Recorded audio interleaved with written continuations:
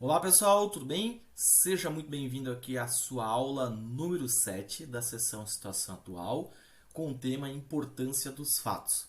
Dentro dessa sessão, a gente viu até a aula passada sobre os dados, a importância deles e como tratá-los.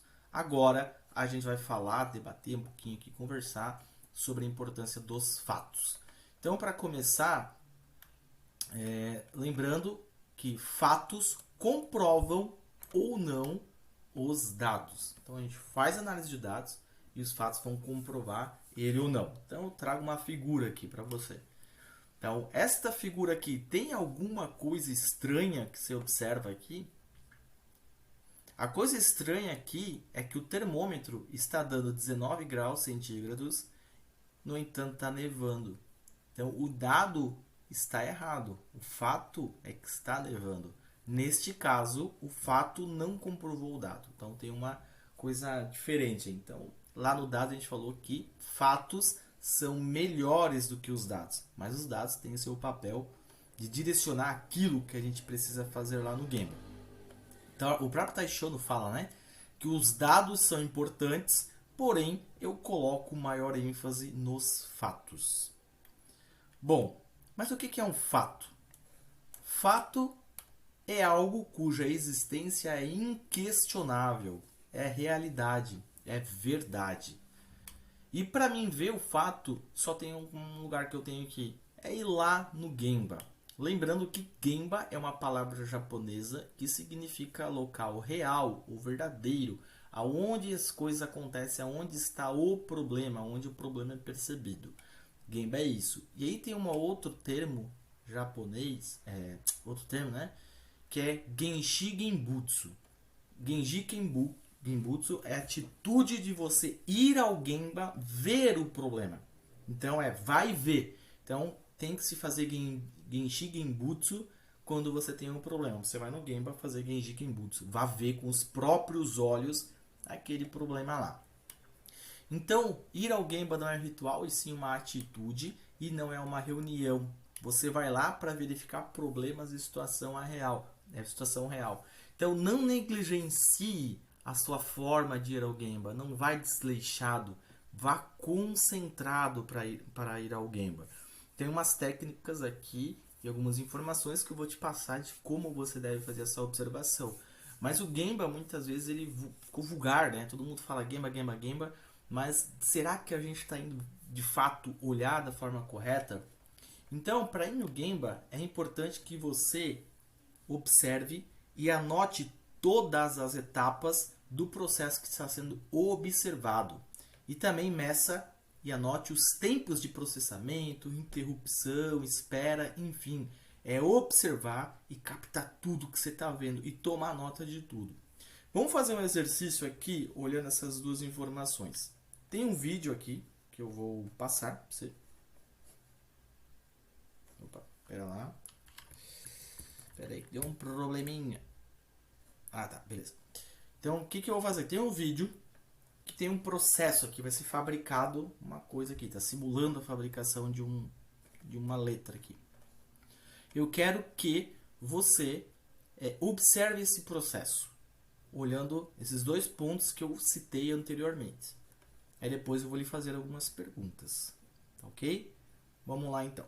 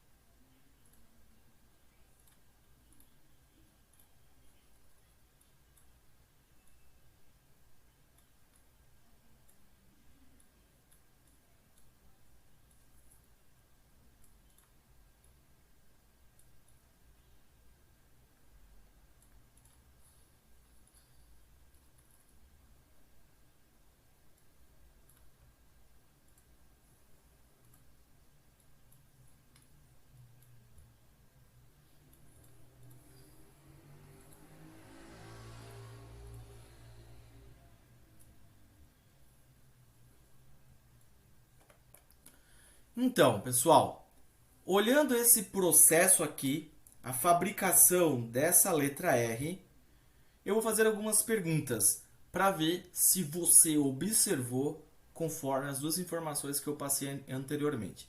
Quais as informações? Anote tudo, a sequência que acontece, e meça e coloque o tempo de cada etapa desse processo. Vamos lá, se eu te perguntar qual é o tempo total da fabricação desse R, você sabe me dizer? Quantas etapas tem esse processo? Essa perna aqui demorou quanto tempo? E essa outra aqui? E essa bolinha aqui? Essa bolinha branca? Qual é o tempo? Qual é o tempo para colocar a cor branca? Qual foi o tempo para eu tirar a linha? Entende a riqueza de detalhes que você tem que olhar quando você vai no Gemba? Um simples R, é bem provável que várias dessas perguntas que eu fiz agora aqui você não sabe. Porque a gente não está observando o processo da forma que tem que ser observado. Você tem que entender, saber na palma da mão cada detalhe desse processo. Tá? Então só foi um simples exercício aí para a gente ver que existe oportunidades. Então voltando aqui à situação. E aqui a gente tem outras informações bem importantes. Mas ficou claro aqui, gente? Espero que... Estou fazendo pergunta como se estivesse ao vivo, né? Então, só é importante aqui então que a gente anote todas as etapas do processo e a gente meça e anota todos esses tempos para entender. Então quando eu dou aula, quando eu faço um treinamento desse ao vivo, a gente vê uma situação real e quando volta aí tem outras perguntas, porque tem processo real, então você consegue bolar muito mais perguntas e dá a tela azul, né? As pessoas elas não conseguem responder porque elas não observaram o processo direito. Tá? Então eu tô aqui para te ensinar a observar um processo de uma forma correta. Bom, aí tem 3 pontos importantes aqui. Então, quando a gente vai no Gemba, a gente precisa identificar e entender os indicadores do processo e se eles estão sendo acompanhados na área. As pessoas conhecem as suas metas? Esse é o primeiro passo. As pessoas precisam saber. 2. Observe aquilo que não está sendo dito e depois questione. Por exemplo, algo que algum funcionário está fazendo que ninguém ali percebeu que está fazendo diferente, o que o cliente está reclamando, os estoques, tarefas redundantes, se tem padrão, se não tem, enfim. Então você tem que ter um olhar crítico para esse processo.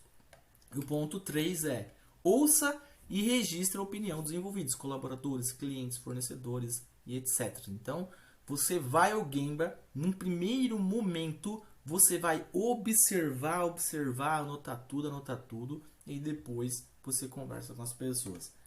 E aí, como é que eu faço, então, uma boa observação?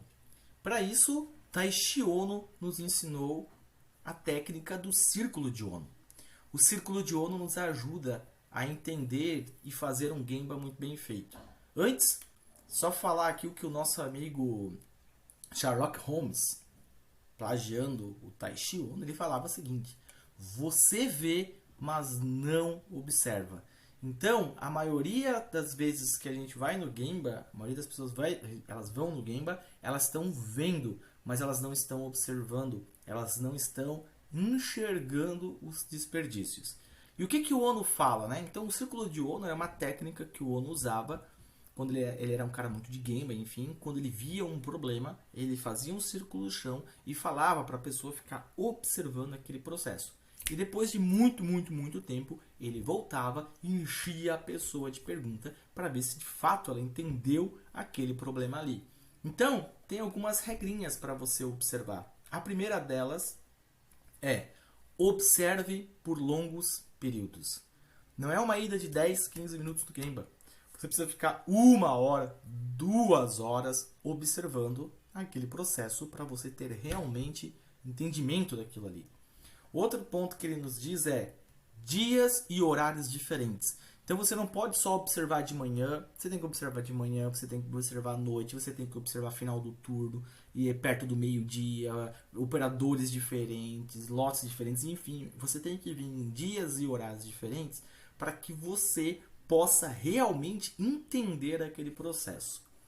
E o ponto 3, sempre pergunte por quê. Então você está vendo, pô, mas por que o cara caminhou? E você vai anotando essas perguntas. Pô, mas por que ele foi para lá? Por que ele teve que esperar? Mas por que ele está longe?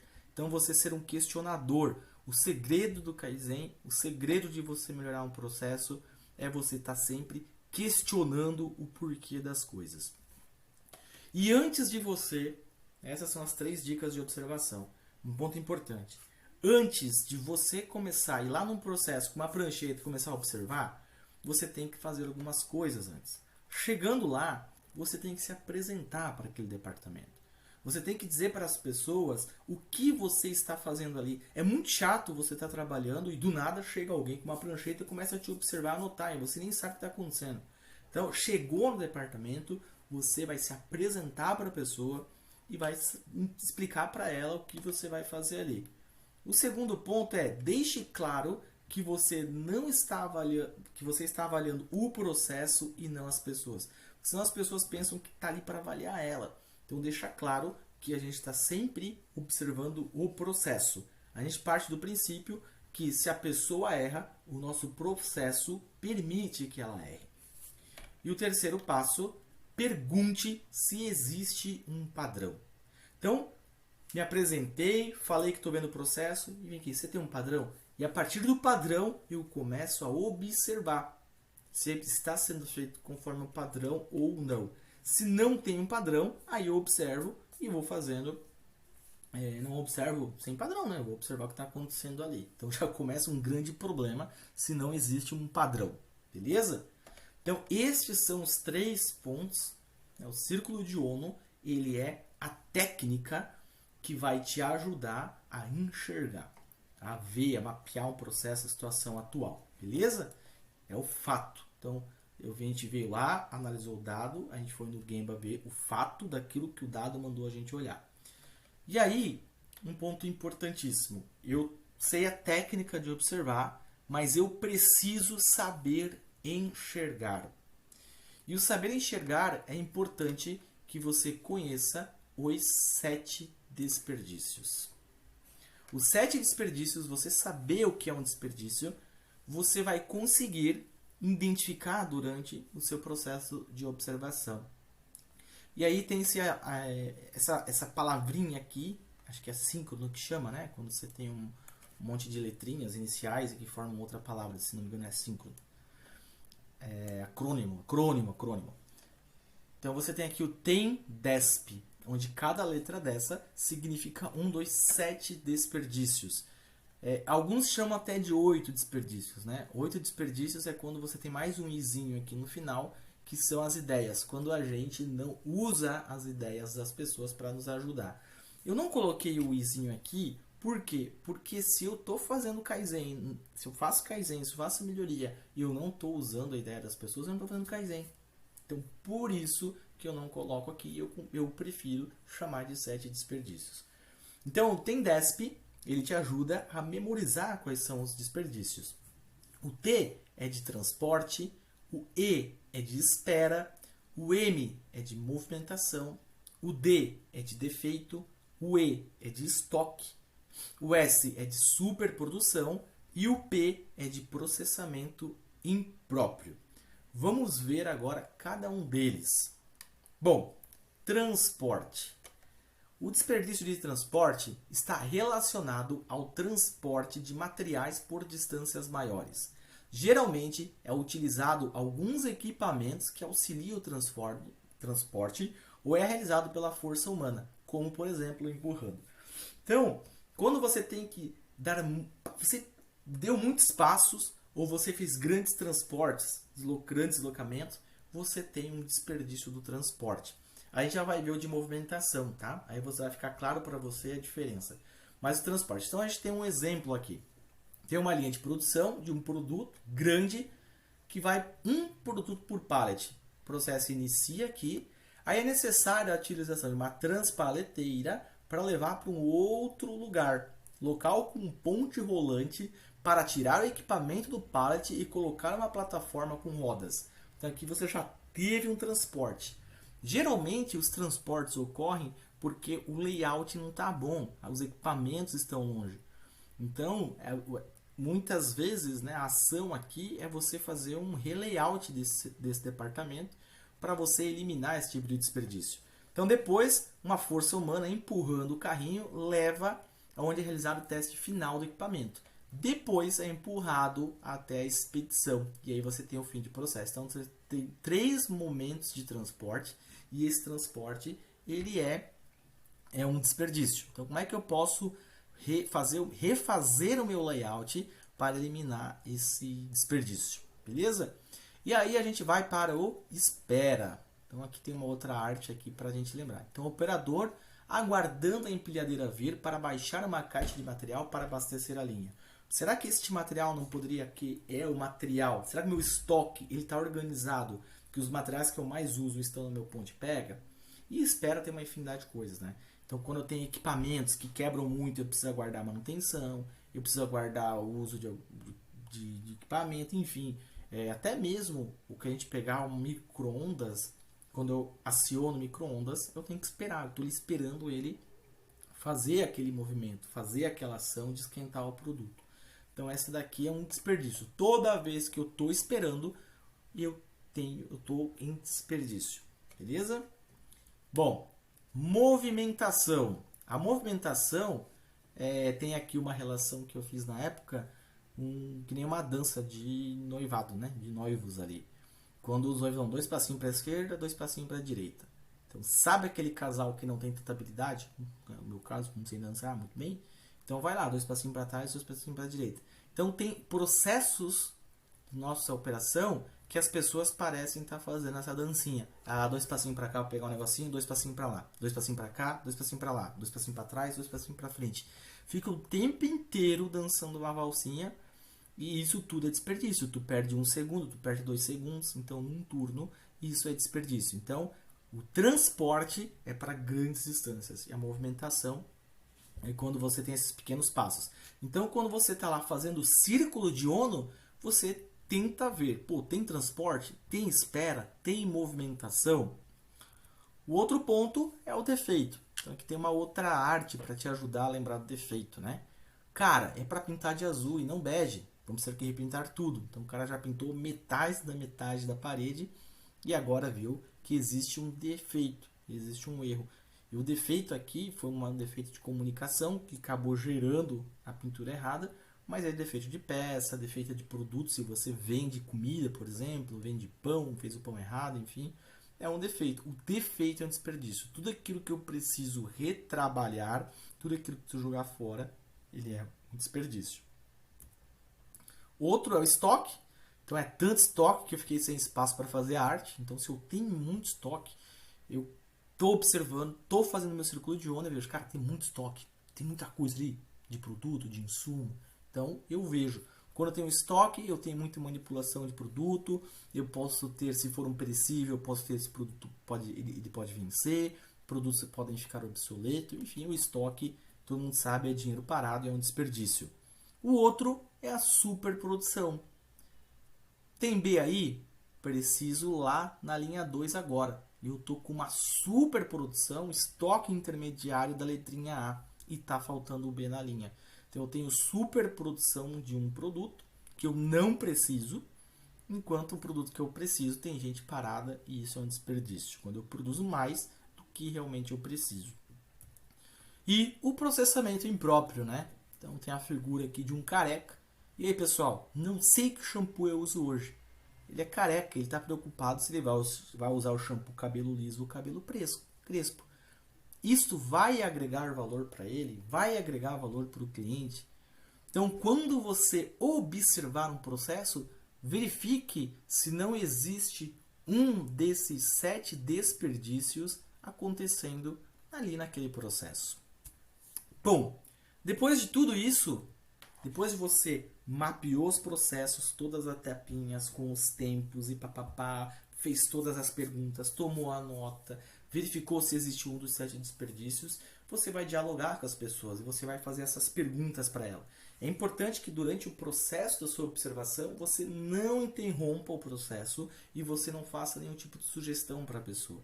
Você só observe e observe. E depois você vai dialogar e fazer as suas perguntas para as pessoas. Então, que tenha isso muito claro para você. Beleza?